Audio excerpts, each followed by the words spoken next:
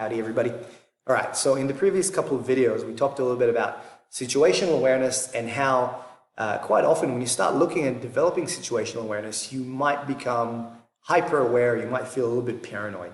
And that's normal, and we talked about some ways of getting around it, as well as using some good tools to help you identify your own internal state of awareness to make sure that you're not hyper aware and learning to recognize where you sit and in response to what. Now, a key element to being able to do all of that is what we call baselining. So baselining in layman's terms just means being able to understand what is normal in a given context. And that's the important thing. What is normal in a given context. Once we understand that, then we can start looking at what is out of the ordinary or what is not normal. All right. Now, a couple of things are important, right? Sometimes you might see a video with, the supreme, ultra, great, grand, chief, master, whatever, is a 20th degree dragon belt in whatever. It's like, you need to be careful of the guy who looks twitchy at the bar and the guy who wears like beanie and sunnies and and a trench coat and all that kind of stuff. Yeah, okay, situational awareness is that's totally unrelated.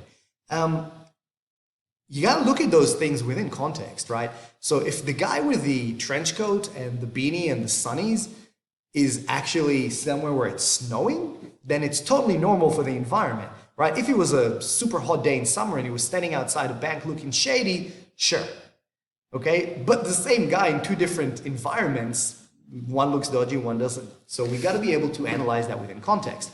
Same thing for the person who's looking twitchy, right?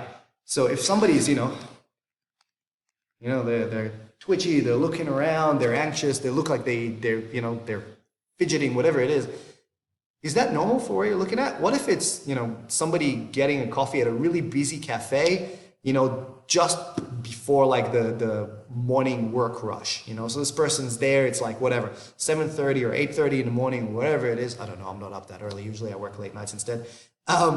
Right? There's a million people there. Everybody's waiting for the coffee before they run to the office. Everybody's in a hurry. Chances are everybody's going to look twitchy, right? If that's the case, then maybe the person who's very, very calm and cool and calculated is the person you got to look out for.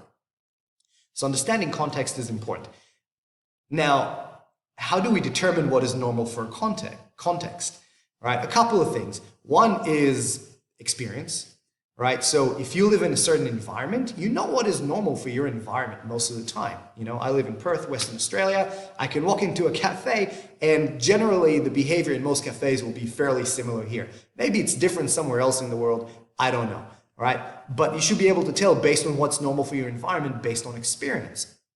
Right? And different cultures have different behaviors that might seem, not as normal to others. So that's one. The other one is simply conducting an assessment, right? So if you walk into a new place, have a look. What does it seem like most people are doing? Then look at the things that are different to that. Simple, right? But it's just common sense, which is what situational awareness really is all about. Okay, so one more example, right? A bag left unattended in an airport can be pretty sus. A bag left unattended in the gym, probably not so much. Okay, so start looking at putting things into context. So that way you're not looking for things that are not there. Not only that, if we always look for that twitchy guy in the trench coat or whatever your typical bad guy is, right? You're actually tuning out all the other potential dangers that you might face, right? So we want to make sure that we can detect all kinds of dangers, not just the one.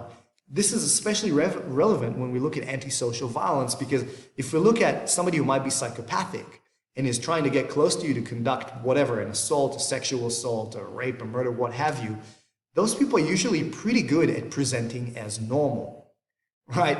So if I look for that typical, Hitchcock knife-wielding, stabby guy, that's probably not the guy I'm going to see, all right? So learn how to baseline. Be aware of your own biases and experience in baselining and conduct assessments as much as you can objectively and rationally. And I'll give you some more tools of that in upcoming videos. Peace.